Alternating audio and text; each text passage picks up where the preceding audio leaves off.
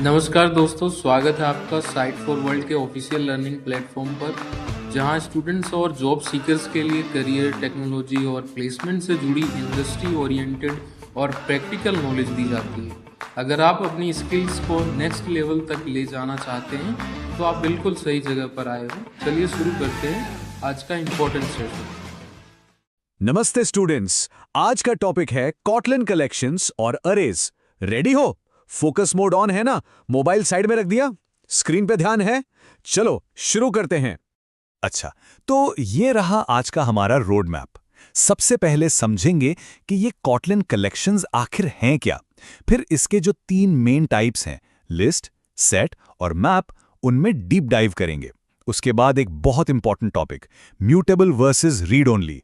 फिर होगा एक शोडाउन, लिस्ट वर्सेस एरे, कब, क्या, क्यों यूज करना है, सब क्लियर होगा। और आखिर में एक बोनस टॉपिक है आपके कोड को नेक्स्ट लेवल ले जाने के लिए, डीस्ट्रक्चरिंग। चलें तो शुरू करते हैं पहले सवाल से। आखिर ये कलेक्शंस हैं क्या? देखो, जब भी हम कोडिंग करते हैं ना, हमें एक चीज को नहीं बल्कि बहुत सारी चीजों को एक साथ हैंडल करना पड़ता है।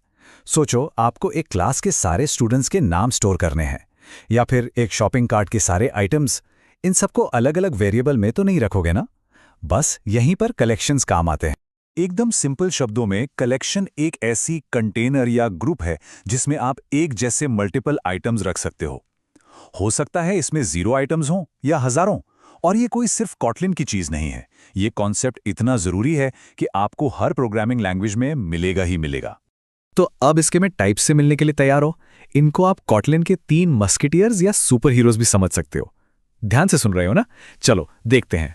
तो ये हैं वो 3, लिस्ट, सेट और मैप। हम एक एक करके इन तीनों को आराम से समझेंगे एग्जाम्पल्स के साथ। एनर्जी बनी हुई है?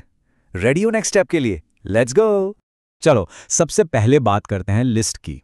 ये इतना कॉमन है कि मैं गारंटी दे सकता हूं कि आप अपने डेली कोडिंग में इसे सबसे ज्यादा यूज करोगे। लिस्ट को समझने के लिए ना, सबसे बेस्ट एग्जाम्पल है एक फोन नंबर। सोचो, उसमें डिजिट्स का एक ग्रुप होता है, राइट? उनका ऑर्डर बहुत इंपॉर्टेंट है। नंबर आगे पीछे कर दोगे तो कॉल कहीं और चला जाएगा। और हां, डिजिट्स रिपीट भी हो सकते हैं। बस यही है एक लिस्ट। तो आइए इसके पॉइंट्स नोट करते हैं। पहला, लिस्ट एक ऑर्डर्ड कलेक्शन है, मतलब जिस सीक्वेंस में आप चीजें डालोगे वो उसी सीक्वेंस में रहेंगी। दूसरा, आप हर एलिमेंट को उसके इंडेक्स से पकड़ सकते हो, और याद रखना, प्रोग्रामिंग में काउंटिंग 0 से शुरू होती है। और तीसरा, इसमें डुप्लीकेट्स अलाउड हैं। आप एक ही एलिमेंट को बार बार डाल सकते हो। ठीक है? समझ आ रहा है? ओके, अब जरा कोड देखो। हमने लिस्ट ऑफ फंक्शन से एक सिंपल सी लिस्ट बनाई है, और तीसरे एलिमेंट को निकालने के लिए हमने स्क्वायर ब्रैकेट्स का यूज किया है। नंबर्स 2, आप नंबर्स डॉट गेट टू भी लिख सकते थे, दोनों सेम ही हैं। कॉटलिन इसको इंटरनली सेम ही तरीके से हैंडल करता है। एग्जाम्पल क्लियर था? समझ आया कि इंडेक्स 2 से हमें 3 क्यों मिला? चलो अब आगे बढ़ते हैं हमारे दूसरे टाइप पर, जो है सेट। अब देखते हैं कि ये लिस्ट से अलग क्यों है। सेट को समझने के लिए एक लॉटरी टिकट इमेजिन करो। टिकट पे जो नंबर होते हैं वो कभी रिपीट होते हैं क्या? नहीं, हमेशा यूनिक होते हैं, और उनका ऑर्डर कोई मायने नहीं रखता। जीतने के लिए बस वो नंबर्स होने चाहिए, चाहे किसी भी ऑर्डर में हो।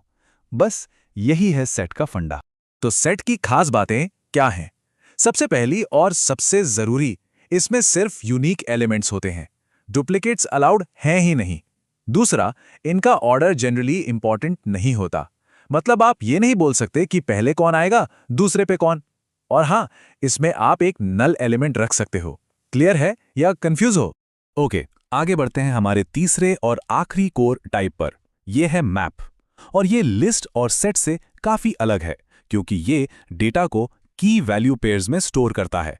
मैप का सबसे अच्छा एग्जाम्पल है एक रियल डिक्शनरी। सोचो, हर वर्ड एक की है जो यूनिक होता है, और उस वर्ड का एक मीनिंग होता है जो उसकी वैल्यू है। बिल्कुल वैसे ही मैप काम करता है। हर यूनिक की के साथ एक वैल्यू जुड़ी होती है, जैसे स्टूडेंट रोल नंबर के साथ उसका नाम। लॉजिक समझ आया या सिर्फ देख रहे हो? तो मैप के रूल्स क्या हैं? सिंपल, कीज हमेशा यूनिक होनी चाहिए, जैसे डिक्शनरी में वर्ड्स होते हैं।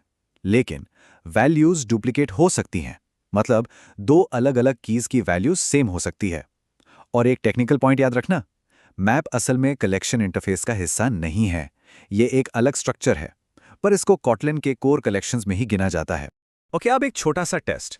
अगर आपको स्टूडेंट्स के यूनिक रजिस्ट्रेशन नंबर स्टोर करने हैं तो आप लिस्ट, सेट या मैप में से क्या यूज करोगे?